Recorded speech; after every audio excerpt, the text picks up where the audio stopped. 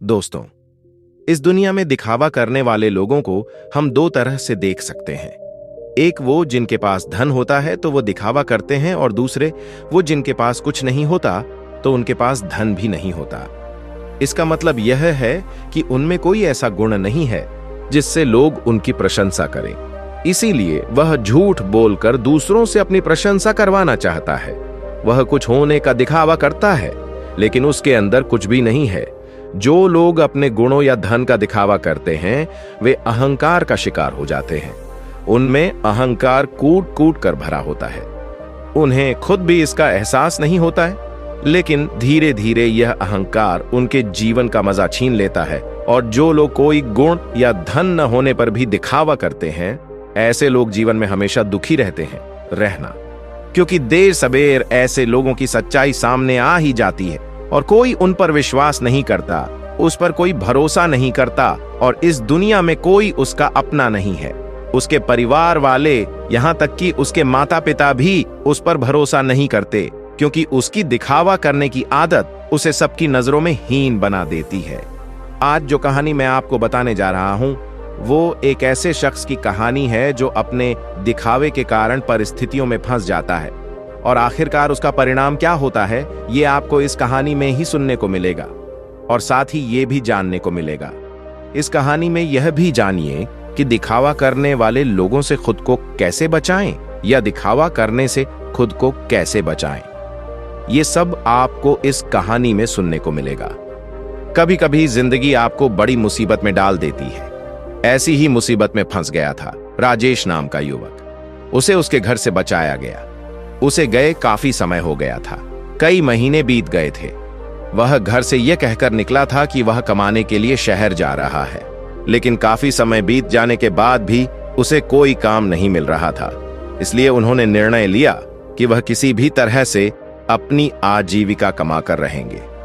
उसने अपने जैसे 3-4 युवकों का एक समूह बनाया था, और उन्होंने किसी भी अमीर व्यक्ति को बुद्ध बनाकर उसकी संपत्ति हड़पने की योजना बनाई थी। छल, कपट, झूठ और धोखा ही राजेश और उसके साथियों के हथियार थे। उन्होंने एक योजना बनाई थी, लेकिन उन्हें समझ नहीं आ रहा था कि वे अपना शिकार कैसे ढूंढेंगे, और ढूंढने के बाद उसे बेवकूफ बनाकर उसके पैसे कैसे लूटेंगे। आखिरकार उन चारों ने एक योजना बनाई। उनकी योजना थी कि वे इसी तरह किसी की हत्या कर देंगे। ऐसी जगह जाएंगे जहां बहुत सारे अमीर लोग आते हैं, और उन अमीर लोगों में से जो सबसे ज्यादा दिखावा करेगा वही उनका शिकार होगा। उसने शहर में एक ऐसी जगह ढूंढ ली थी जहां शहर के ज्यादातर अमीर लोग जुआ खेलने आते थे। उन चारों की योजना एक नाटक बनाने की थी, जिसमें राजेश को एक शहर का राजा कहा जाएगा, और उसके 2 दोस्त उसके अंगरक्षक के रूप में काम करेंगे। राजा बनने का नाटक सिर्फ राजेश ही नहीं कर रहा था, उसके साथ एक और साथी भी था जो खुद को दूसरे शहर का राजा बता रहा था।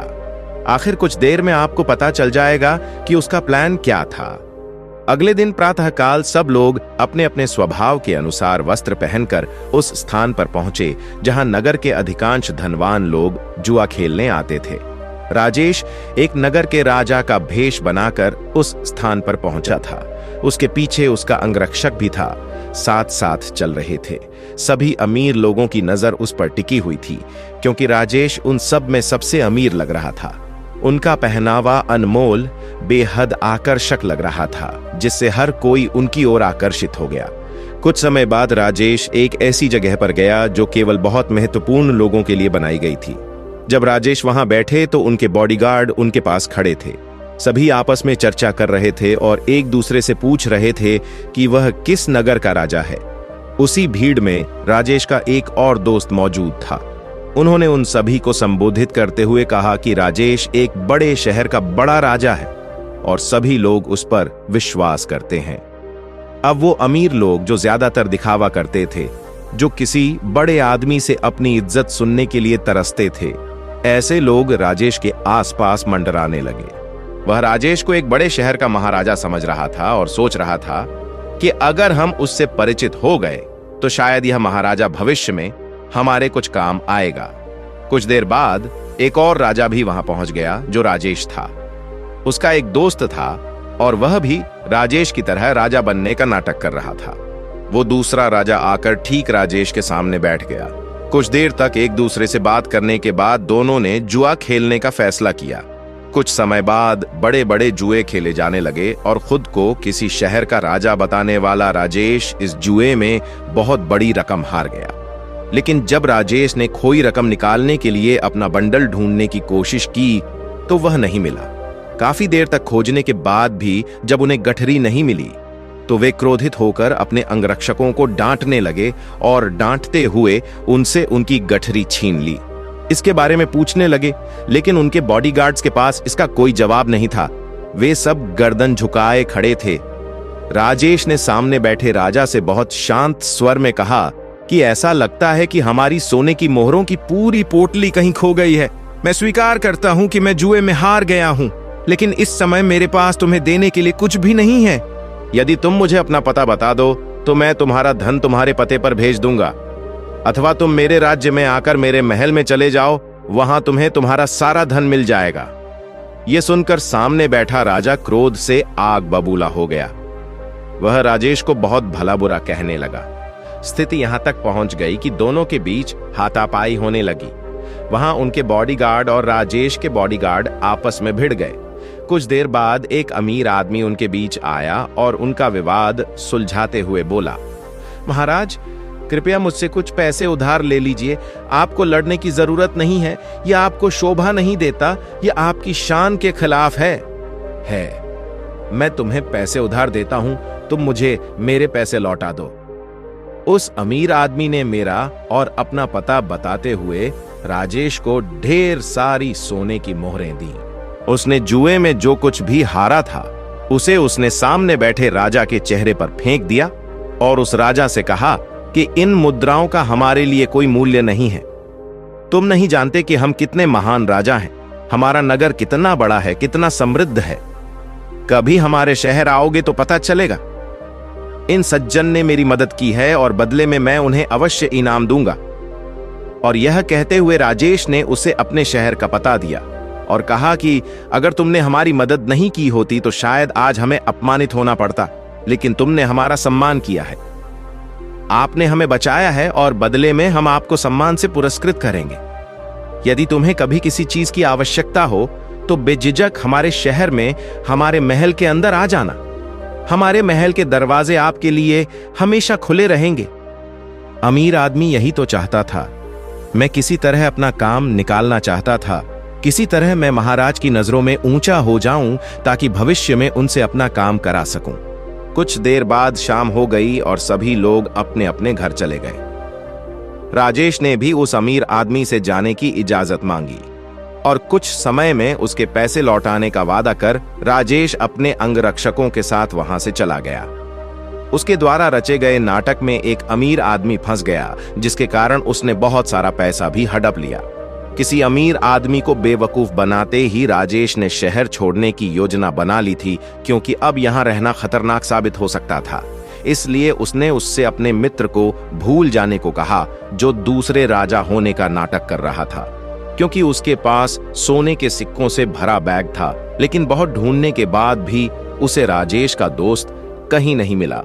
अब राजेश को एहसास हुआ कि उसके साथी ने उसे बेवकूफ बनाया है और सारे पैसे उड़ा लिए हैं। जब यह बात राजेश को पता चली तो उसे बहुत दुख हुआ। उसे कोई रास्ता नहीं सूझ रहा था। पैसों के बिना वह इस शहर को छोड़ भी नहीं सकता था, क्योंकि कहीं भी जाने के लिए भी उसे पैसों की जरूरत होती थी और उसने इस अमीर आदमी से पैसे उधार लिए थे।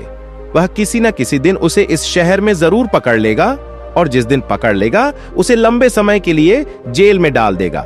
यहां समझने वाली बात यह थी कि अमीर आदमी उनके बीच दिखावा करने की कोशिश कर रहा था।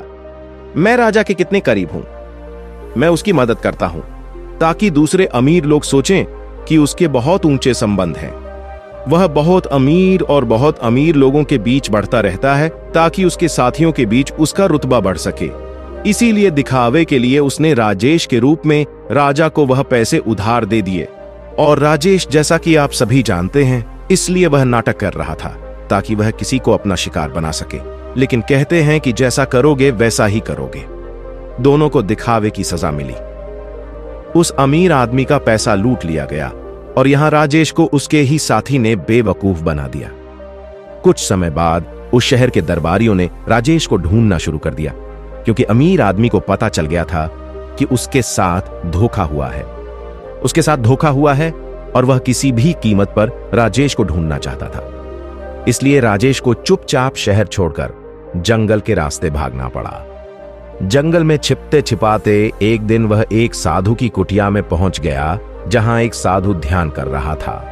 साधु के चेहरे की सादगी देखकर राजेश उनकी ओर बहुत आकर्षित हो गया। उनके ध्यान से बाहर आने का इंतजार करने लगा। कुछ देर बाद जब साधु की आंख खुली तो उसने राजेश को सामने बैठा देखा। उन्होंने राजेश से पूछा, ना तुम कहां जा रहे हो और यहां मुझसे क्या चाहते हो? राजेश उनके चरणों में गिर पड़ा और रोते हुए उनसे बोला, गुरुदेव, मैं नाटक करते करते थक गया हूं। मुझे कोई रास्ता नजर नहीं आ रहा। मुझे अपने परिवार के सामने यह दिखावा करना पड़ता है कि मैं शहर में कुछ काम कर रहा हूं और शहर में मैं लोगों को बेवकूफ बनाता हूं, उन्हें धोखा देता हूं। मेरा पूरा अस्तित्व दिखावे पर निर्भर है। कृपया मुझे कोई ऐसा उपाय बताएं जिससे मैं भी आपकी तरह सरल जीवन जी सकूं। मैं खुश, शांत रह सकता हूं और अपने जीवन का आनंद ले सकता हूं। मैं थक गया हूं। साधु ने मुस्कुराते हुए कहा कि सारी दुनिया तो सिर्फ दिखावा कर रही है। अगर कोई आपसे कहे कि आप बहुत ईमानदार इंसान हैं तो आप खुश हो जाते हैं, यह जानते हुए भी कि आप झूठे और धोखेबाज व्यक्ति हैं। हर जगह, हर स्थिति में जब भी मौका मिलता है, व्यक्ति दिखावा करने से नहीं हिचकिचाता। आपने भी यह महसूस किया होगा। दिखावा करने के बाद आपको लगता है कि आप बहुत बुद्धिमान हैं, आप चतुर तो हैं, लेकिन ड्राइवर होने के कारण आपके जीवन की सरलता खो जाती है। आप सरल नहीं रह पाते। आप हर जगह दिखावा करने की कोशिश करते हैं और इसीलिए जीवन में समस्याएं आती हैं। आप कभी भी खुशी महसूस नहीं कर पाते।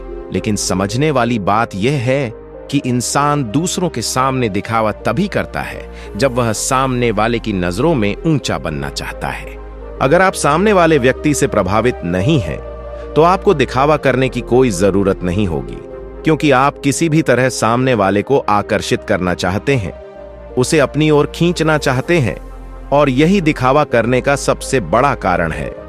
लेकिन जो व्यक्ति आपके दिखावे के कारण आपकी ओर आकर्षित हो गया है, कल अगर उसे आपकी सच्चाई पता चल जाएगी तो वह भी आपसे दूर हो जाएगा।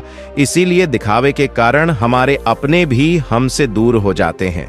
हमें कभी इसका एहसास ही नहीं होता और हम अकेले पड़ते चले जाते हैं। अंततः हम पाते हैं कि हमारे आसपास कोई नहीं है जिसे हम अपना कह सकें, ताकि हम अपने दिल की बात कर सकें, क्योंकि हमने तो हर शख्स के सामने सिर्फ दिखावा किया है। लेकिन जो व्यक्ति स्वयं को जानता है, जो अपने एकांत में स्थित है, उसे किसी के आने जाने की परवाह नहीं होती। वह बस अपने अकेलेपन का आनंद लेता है। कोई आए तो भी ठीक, कोई जाए तो भी ठीक। वह किसी को आकर्षित करने का प्रयास नहीं करेगा और इसीलिए उसका जीवन सरल हो जाएगा, सामान्य हो जाएगा। और जितने तुम सरल हो जाओगे, उतनी ही आसानी से तुम ध्यान में प्रवेश कर पाओगे। जिंदगी एक परीक्षा है, लेकिन कुछ लोग उस परीक्षा में संघर्ष नहीं कर पाते और दिखावे का रास्ता अपना लेते हैं। वे उस जीवन को पूरी सच्चाई के साथ नहीं जीना चाहते। वह अपना सत्य भी स्वीकार नहीं करना चाहता। बहुत से लोग ऐसे होते हैं जिनके अंदर बहुत सी बुराइयां होती हैं, लेकिन उन्हें कभी अपनी बुराइयों का खुद एहसास नहीं हो पाता। वे उन्हें खुद स्वीकार नहीं कर पाते।